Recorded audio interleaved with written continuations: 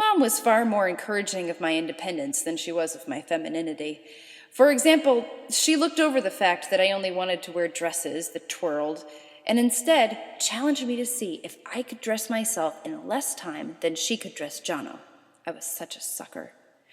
Well, this was also about the time that, on the occasion that I'd have to entertain myself, she set me up with my talking Big Bird, who I swear was the best reading teacher I ever had, with all of the books on tape it read to me. I loved that thing so much that when I started reading by myself and came to the end of the page, I would do just what Big Bird did when he wanted me to turn the page. Bring! But Mom had a sense of humor in the whole matter, too, and did take as much pleasure from my own growth as from Jono's. She even let me put real diapers on my Cabbage Patch doll, which was a very big deal. And once, she even dared to pour some apple juice and stuff some raisins inside one of the diapers. So when it came time to change Jono, well, I got all ready to change my baby too, and just stared, with my eyes wide open, my mouth even wider. I changed that diaper without saying a word, and never did say anything about it to anyone. But the point is, I learned to come to terms with taking responsibility for myself by taking responsibility for another, by learning how to care for another creature, albeit a doll instead of a real baby, just the way that my mother was taking care of Jono. I joined her, and by doing so, made caregiving a piece of who I understood myself to be. From there are more stories about a growth of responsible behavior on my part, almost to an extreme. There's a photo of me at the bathroom sink with a toothbrush, cleaning my toys, one by one in my hand at the sink, and the others in a neatly ordered line going out the bathroom door. Well, and as Jono grew older, I moved from being the one read to at bedtime to the one who read to him, which is also in a photo, with Jono and his pacifier curled up next to me reading Goodnight Moon.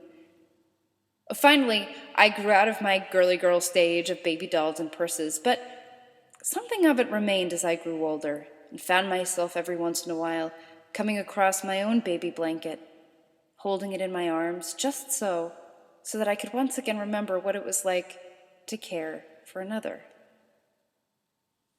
When I was 8, I announced to my mother that I wanted to be a teacher when I grew up. Ideally, I would teach the poor children in Africa because I saw them on TV and they didn't have any books, and I really wanted to bring books to them.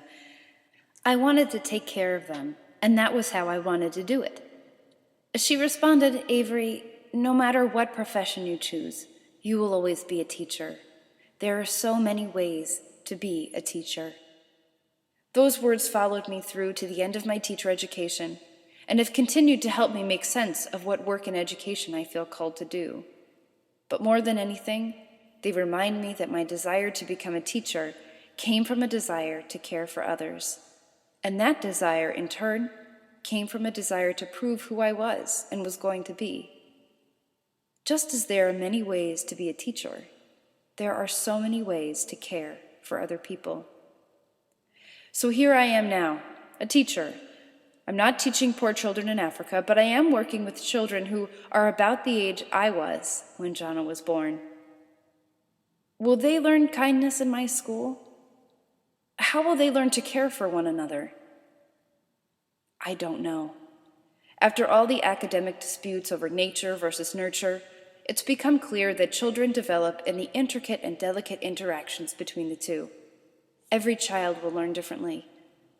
What's more important to me is that I assume the role my mother did then, to embody myself the kindness that I expect of them toward each other.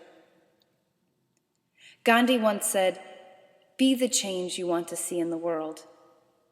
I don't know how my students will learn to be kind, but I will teach it by being kind myself.